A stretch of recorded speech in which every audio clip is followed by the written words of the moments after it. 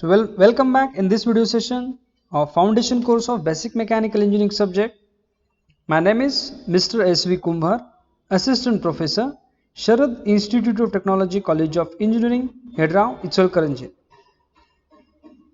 So in the last video lecture, we have studied different branches of mechanical engineering and why to learn basic mechanical engineering. So in this video lecture, we will learn energy and different types of energies available. So energy is the capacity of physical system to perform work, or in simple words we can say energy is the capacity to do work, right? So different energies exist in nature in the form of heat energy.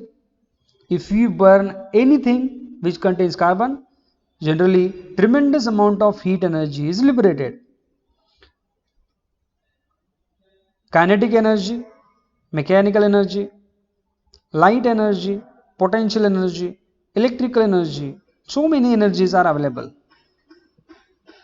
निसर्गामध्ये ज्या पदार्थामध्ये carbon content आहे ते जर आपण जाळलं तर त्याच्यामधून उष्णता निर्माण होते.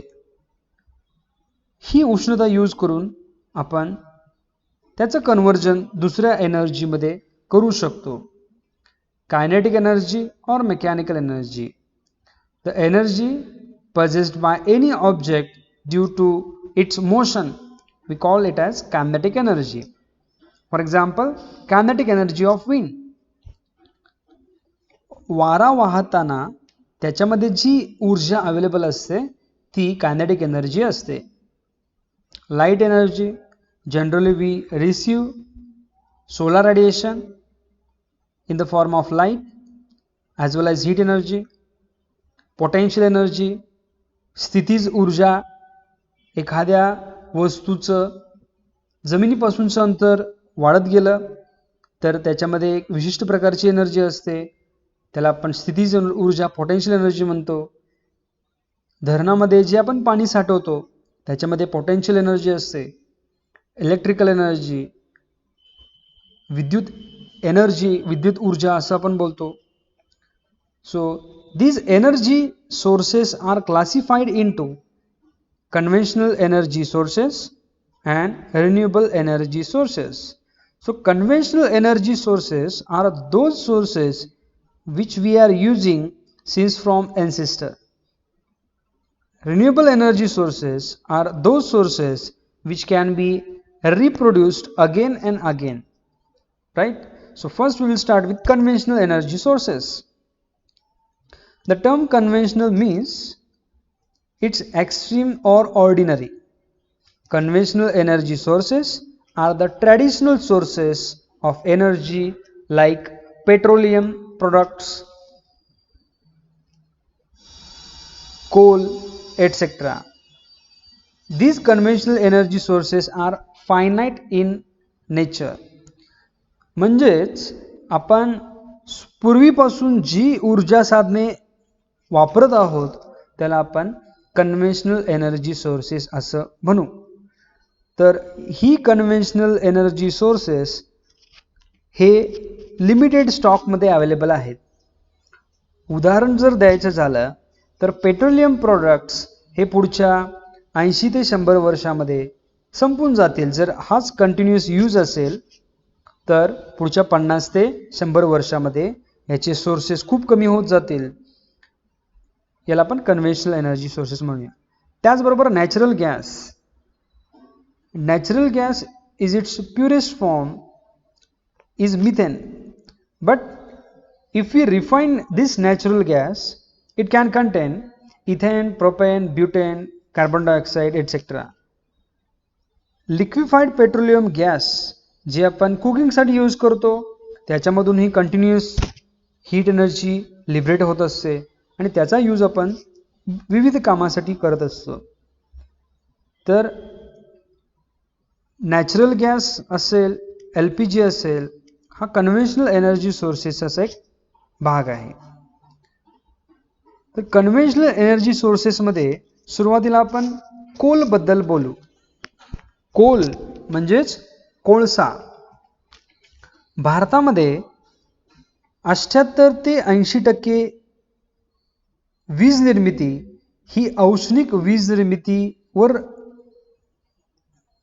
भर आहे. म्हणजेच काय, कोळसा पेटवल्यानंतर जी हीट एनर्जी तयार होते ती हीट एनर्जी आपण पाण्याला वाफेमध्ये कन्वर्ट करण्याचं काम करत असतं. Right. when coal is burned it releases large amount of energy आणि ती ऊर्जा यूज करून आपण पाण्याचं वाफेमध्ये आणि वाफेचं विद्युत निर्मिती करत असतो. तर भारतामध्ये जे कोळसा अवेलेबल आहे त्याच्या 4 ग्रेड्स अवेलेबल आहेत. पहिला लिग्नाइट, दुसरा सब बिट्युमिनस, तिसरा बिट्युमिनस आणि चौथा anthracite. Bituminous coal is the best for releasing heat energy and is the most commonly mined type of coal. दुसरा आहे पेट्रोलियम प्रोडक्ट. पेट्रोलियम प्रोडक्ट हे शक्यतो जमिनीच्या आत अवेलेबल असतात. जे जनावरं असेल किंवा झाडे असेल त्याचं कॉम्प्रेशन झाल्यामुळं खूप वर्षानंतर पेट्रोलियम प्रोडक्ट्स तयार होत असतात. Generally petroleum products has to be drilled for because it is usually located below deep earth's crust and is then refined to produce number of different products like petrol, diesel, then oil, etc. So an example is shown here. This is earth crust and below this earth crust, below 200-300 kilometers below earth crust we have to drill, and here petroleum products are available in its form, and we have to harness this petroleum product for its use. After refining we get different forms. So advantages of conventional energy. Conventional energy sources are proven technologies which can provide energy regardless of the weather condition, unlike solar and wind power which may go for days without being able to produce substantial power. But currently the financial costs are much lower than alternative energy sources. आपण पारंपरिक ऊर्जा साधने जे use करतो आता सध्या तरी financial असेल किंवा अवेलेबिलिटी असेल हे अल्टरनेटिव्ह एनर्जी सोर्सेसच्या तुलनेत आता सध्या या घडीला आपल्याला त्याच्यावरती निर्भर राहावं लागेल. उदाहरण जर घ्यायचं झालं तर आपण इलेक्ट्रिक व्हेकल्स आणि पेट्रोल व्हेकल्सचं जर कंपॅरिझन केलं तर अजूनही आपल्याला इलेक्ट्रिक व्हेकल्सला जे चार्जिंग स्टेशन्स आहेत त्याचबरोबर त्याच्यामध्ये बिघाड झाल्यानंतर जे प्रॉब्लेम अराईज होतील त्याबद्दल अद्यापही आपण साशंक आहोत. त्याचबरोबर जर आपण पेट्रोल असेल डिझेल असेल या व्हेकलचं कंपॅरिझन केलं तर पेट्रोल अजूनही आपल्याला फायनान्शियल अवेलेबल आहे, ॲव्हेलेबली अवेलेबल आहे. त्याचबरोबर एखादा प्रॉब्लेम जर पेट्रोल असेल डिझेल गाड्यांना जर आला तर त्याबद्दल आपण मिस्त्रीज वगैरे अवेलेबल असतात. Disadvantages. Petroleum, gas, coal are non-renewable energy sources which means that they will eventually run out. काही काळानंतर जसं मगाशी मी सांगितलं याला एक पर्टिक्युलर लाईफ आहे. कोल असेल, पेट्रोलियम प्रोडक्ट्स असतील, गॅस असतील, एक 100 वर्षाच्या काळामध्ये हा पूर्ण साठा संपून जाईल. त्यावेळेला आपल्याला रिन्युएबल एनर्जी सोर्सेसकडेच जावं लागेल. त्याचबरोबर it produces greenhouse gases like carbon dioxide into the atmosphere which contributes global warming.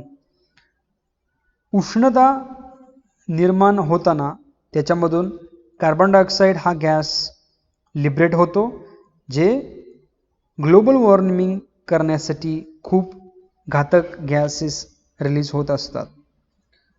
Other pollutants released include sulfur and nitrogen oxide, which can lead acid rain and mercury, which is harmful to human being. तर आम्ल वर्षाबद्दल आपण 10वी पर्यंत बघितलेलं आहे. Acid rain म्हणतो आपण त्याला.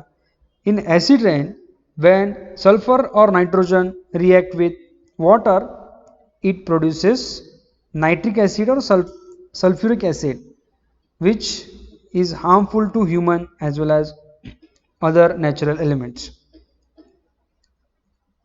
Renewable energy sources. तर या नावातच आहे, renewable energy sources are the energy sources which are naturally available and which does not have a limited supply. Renewable energy sources can be produced again and again and it will never run out. That is the major advantage, right? तर जी ऊर्जा साधने ही पुन्हा पुन्हा तयार होतात त्याला आपण renewable energy sources बोलतो. Renewable energy is energy which comes from natural sources like sunlight, wind, rain, tides, geothermal, which are renewable in nature. Renewable energy is an alternative to fossil fuel and nuclear power plant and was commonly called alternative energy sources. So these are the list of renewable energy sources. First, biomass, the energy which comes from plants. Hydro, the energy which comes from water. Geothermal, the heat energy which is available inside earth crust. Solar energy, which is abundant forms of all other forms of energy also. Tidal energy, wave energy, wind energy, wood, etc. So renewable energy replaces conventional fuel in 4 distinct areas. First one is the power generation. Second, hot water or space heating. Generally we obtain hot water for bathing purpose by burning either coal or LPG. But in today's world we are getting hot water from solar water heater, right?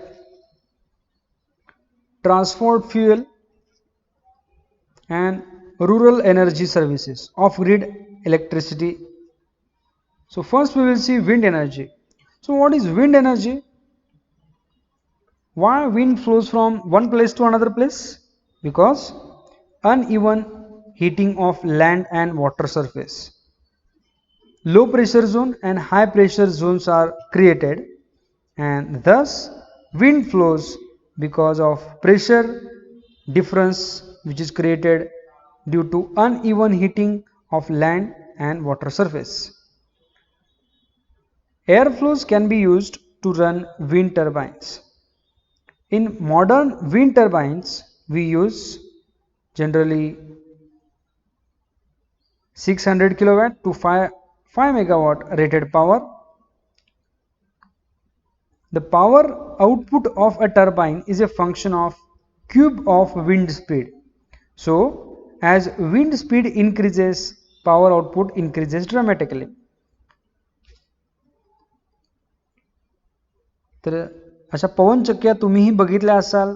आपण शक्यतो continuous power मिळवण्यासाठी या उंच टेकडीवरती असेल, उंच hill एरियाजवरती असेल आपण install करत असतो किंवा समुद्राच्या काठी आपण विंड टर्बाइन्स इन्स्टॉल करत असतो. तर कुठले कुठले एरियाज आहेत ज्याच्यामध्ये आपण विंड टर्बाइन फिट करू शकतो? So areas where winds are stronger and more constant such as offshore and high altitude sites are preferred for location for wind farms. Typically, capacity factors are 20 to 40% with values at the upper end of the range. तर आतमध्ये काय असतं हे थोडं जाणून घ्या थोडक्यात. तर विंड टर्बाइन मध्ये एक मोठे ब्लेड्स असतात. 3 ब्लेड्स आता आपण प्रेफर करत होतो. 4 ब्लेड ही आपण यूज करू शकतो, पण 3 ब्लेडची इफिशियन्सी ही 4 ब्लेडच्या इफिशियन्सीपेक्षा जास्त असल्यामुळे आपण 3 ब्लेड रोटर प्रेफर करत असतो. जेव्हा हे रोटर फिरतं त्याचा शाफ्टही फिरत असतो. तो शाफ्ट आपण गिअर बॉक्स थ्रू जनरेटरला कनेक्ट करतो. तर गिअर बॉक्सचं मेन पर्पज काय आहे इथं की स्पीड मेंटेन ठेवणे, स्पीड कंट्रोल करणे. याच्यामध्ये आपल्याला यॉ मेकॅनिझम यूज करतो. त्याचबरोबर ॲनिमोमीटर ही काही टर्बाईनला फिट करतो. ॲनिमोमीटर विंड स्पीड हे कंटिन्युअसली मेजर करत असतं. यामध्ये कंट्रोलरही असतात. इन केस जर या विंड टर्बाईनमध्ये काही बिघाड झाला तर ऑटोमॅटिक शट किंवा ऑटोमॅटिक ब्रेक ही आपण अप्लाय करू शकतो. तर ही पूर्ण विंड टर्बाईन बद्दलची थोडक्यात माहिती झाली. Hydro power generally if we use water as working substance to produce electricity we call it as hydropower. तर ही हायड्रो पॉवर ॲन्सेस्टर काळापासून आपण यूज करत आलेलो आहे. तर याच्यामध्ये मायक्रो हायड्रो सिस्टीम असेल किंवा मॅक्रो हायड्रो सिस्टीम असेल किंवा डॅमलेस हायड्रो सिस्टीम असेल, याच्यावरून आपण पाण्याचं कन्व्हर्जन हे विद्युत निर्मितीसाठी यूज करत असतो. तर याच्यामध्ये एक हा डॅम झाला, हा रिझर्वायर झाला जिथे आपण वॉटर स्टोअर करतो. रिझर्वायरमध्ये स्लुईस गेट्स आहेत जे आपण याचे दरवाजे उघडले किंवा स्लुईस गेट्स ओपन केले असं बोलतो. हा पेनस्टॉकचा पार्ट झाला. Penstock is in the form of circular pipe. इथं टर्बाईन आहे. हे पाणी टर्बाईनवरून फिरल्यानंतर पुन्हा एकदा नदीच्या पात्रात आपण सोडतो आणि हा पॉवर हाऊसचा पार्ट झाला. पॉवर हाऊसमध्ये 2 महत्त्वाचे घटक येतात. पहिला टर्बाईन, दुसरा generator. So during rainy season we store water at high level. It contains potential energy. When this water flows through penstock, potential energy is converted into kinetic energy. म्हणजेच जे आपण साठवलेलं पाणी आहे ते आपण पाणी आता एका सर्क्युलर पाईपमधून टर्बाईनपर्यंत नेतो. यावेळेला पोटेन्शियल एनर्जीचं कन्वर्जन कायनेटिक एनर्जीमध्ये होईल and in this way turbine rotates. Here kinetic energy is converted into mechanical energy and this mechanical energy is converted into electrical energy with the help of generator. Once water strikes on this turbine, again it is sent back to downstream outlet. In this way this hydroelectric power plant works. So advantages and disadvantages of hydro power plant. First we will talk about advantages. तर आपल्याला हायड्रोइलेक्ट्रिक power plant run करण्यासाठी water available व्हावं लागतं.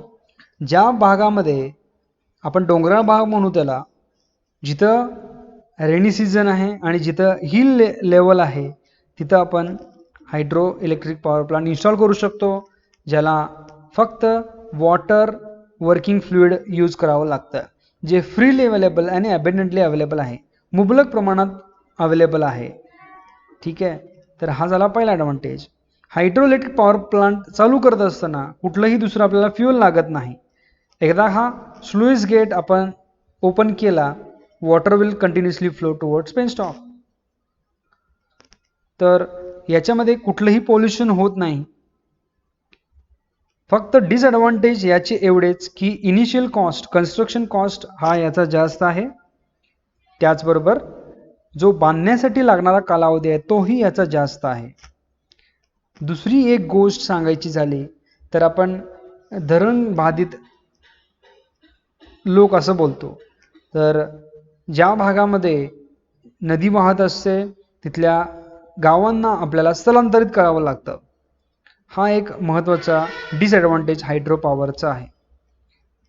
तर असे hydro power तुम्ही बघितला असाल, हा डॅमचा पार्ट झाला, हा रिझर्वायर पार्ट झाला आणि इथं पॉवर हाऊसचा पार्ट आहे, जेणेकरून potential energy is converted into kinetic energy, kinetic energy into mechanical energy and so on.